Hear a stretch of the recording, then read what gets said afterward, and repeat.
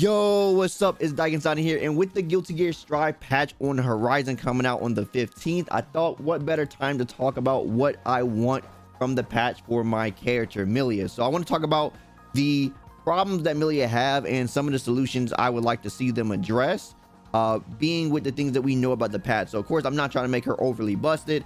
I'm trying to be relatively critically thinking about the things that are changing in the game already and what things can make her stand out a little bit. So what changes would I like to see about Milia? Let's go and start talking about the things that make her a little bit weak and what things I would like to see. I think most people are in agreement by now that Milia is on the weaker end of the cast, and there's a couple of reasons why I honestly feel like, and it's mainly I want to think about is her risk return, right? Like, what does she get for putting herself out there in the neutral? Now, what I'm trying to say here is that her neutral is okay. The moment they added this into the game, like this can now be anti-airs, it's an anti-air tool. The moment that was added and it can be comboed in the way that it works now, that is when I couldn't say that her neutral was no longer good. Like, her neutral is pretty good. She, has a really good backdash, very fast. You can't really react to it.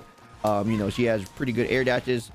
She can act out of it the fastest in the game. She has a really good jump arc. She has really good movement options and stuff. But the amount of things she got to do, or the risk she has to take in neutral, are the things that are going to make her a little bit weaker. Like the things that she have to do to get around other characters' tools. One of the basic examples we could take here is probably like with Kai, right? If Kai is doing something like, say, like a 2S, Millia doesn't really have anything that can like really stop this button, right? Like at this range, you really can't really do anything. There's not really much, but what you can do is this, right? So as this is a pretty good tool to punish that, but what do you get? You go back to neutral, right? So there's a lot of situations like that with her, or she'll be able to get like a straight hit. So maybe with like run momentum with like 2S, you can like sort of hit this. Sometimes you could get a straight hit on it.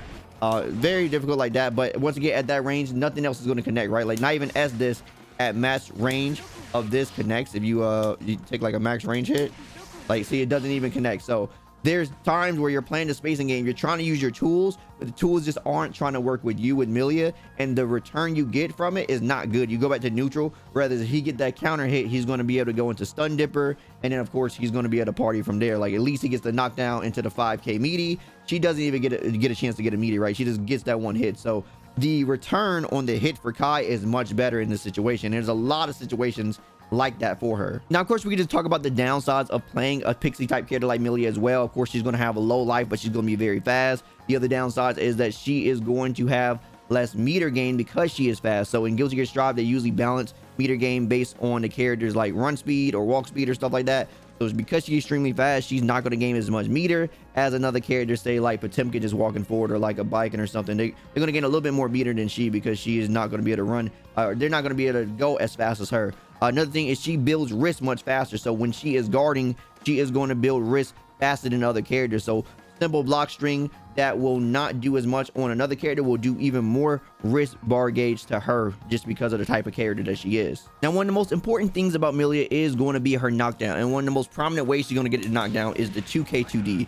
This is why you see a lot of people run up with this. This is going to beat people doing 6Ps because it low profiles. It also just low profiles under certain moves. So this is going to be a very good thing that you're going to see Milia's utilize.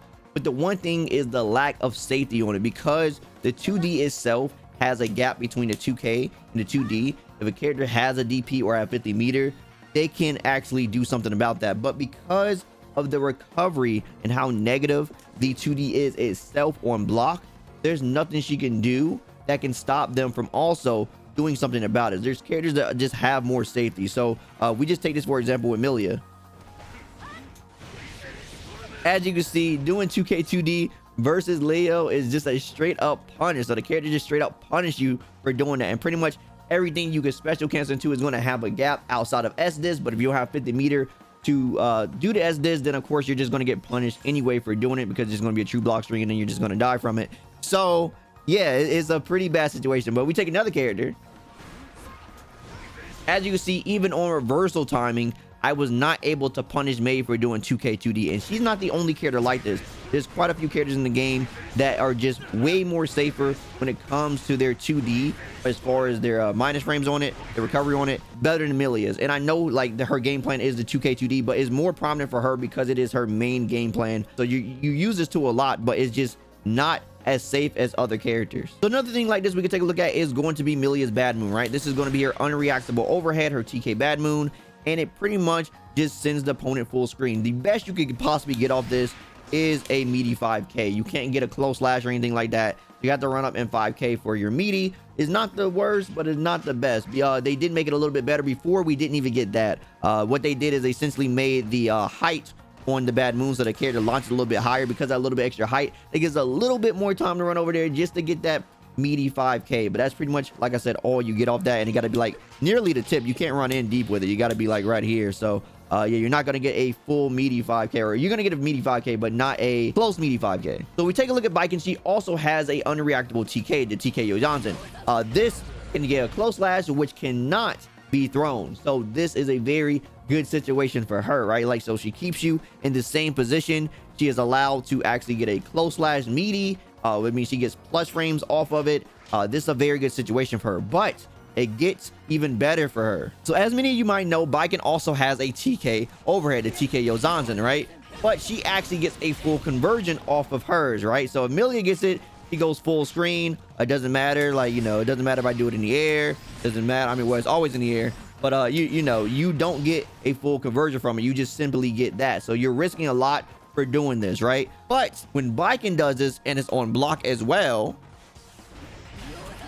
she also get plus frames. So she gets plus frames on it on block, and if it hits, it gives her a combo. So what does Millia get on block? Millia gets to die on block. That's what she gets. She gets to die on block. So she doesn't get plus frames. She doesn't really get any good Oki when it hits.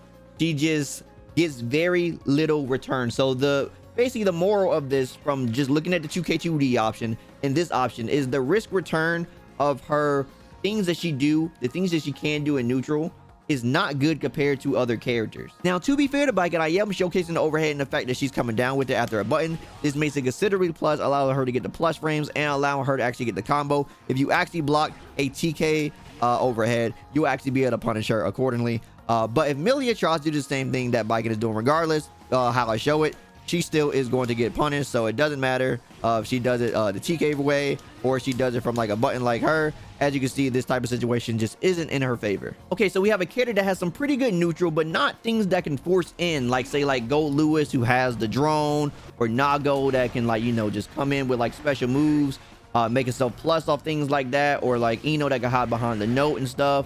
You know, so we don't have any ways to really force in unless you count this as a forceful tool. Not really. It's very easy to beat. You just air dash back and hit it. It's counter hit all the way through.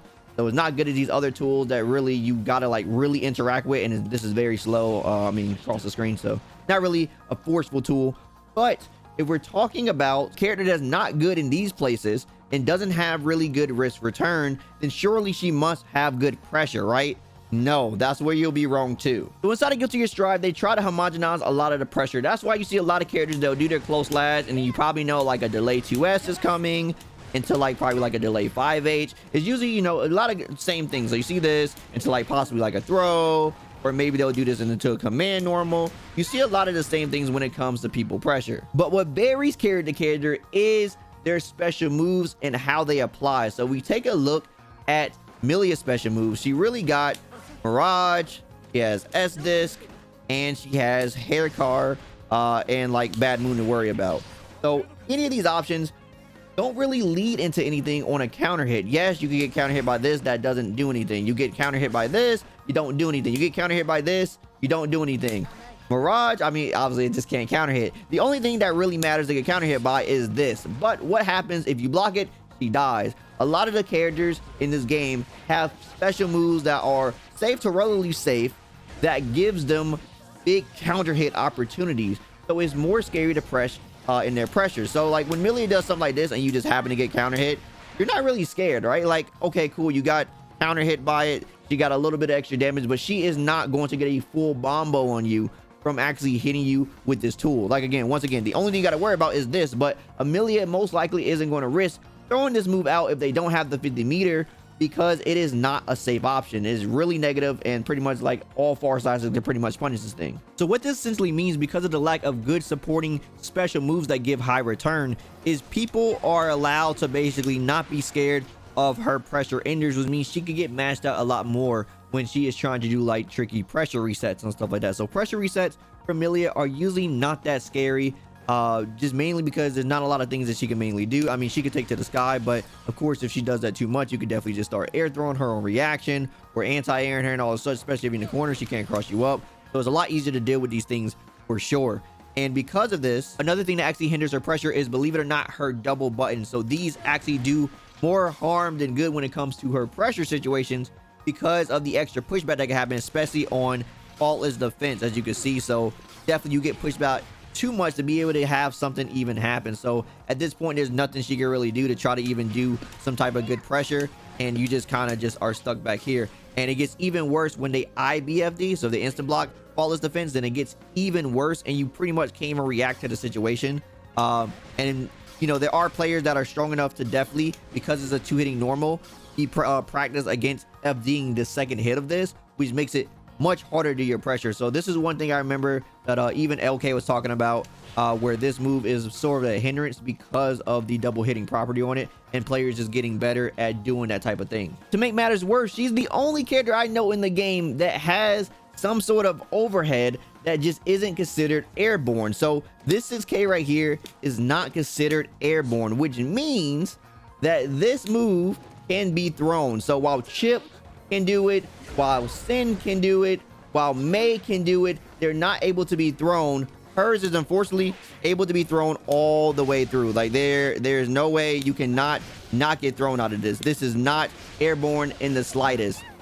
It do go over lows, so if you do try to hit it with a low, it does do that, but it just doesn't have the ability to not get thrown. Very weird that she's one of the few characters in the game that's like that. Another problem with Milia is her ability to fight YRC. So quite a few characters in the game have other buttons they can press besides one button that allows them to bait a YRC. So for example, for this, Milia cannot press 5K and then block YRC because it has too much recovery. And you may be thinking, well, you can like you can always like, you know, chain this button, right? So of course it doesn't make sense. Well, Chip can also chain his, but he can block afterwards. One hit of it, he can block afterwards. And this is also a chainable 5K.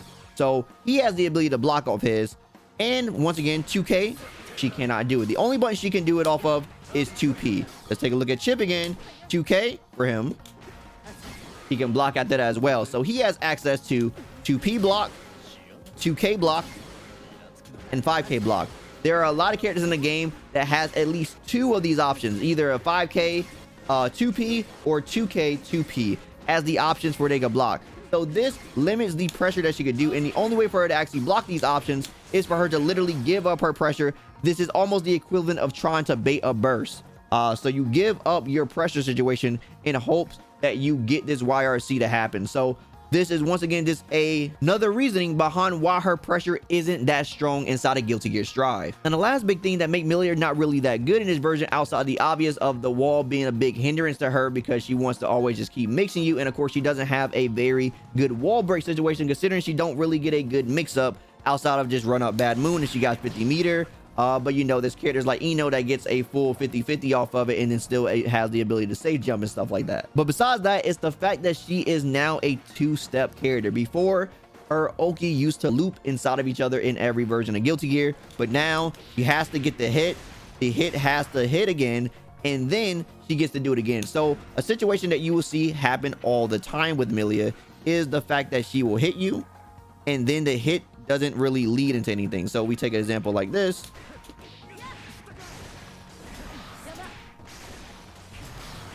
And you'll just keep doing something like this until you actually get the hit.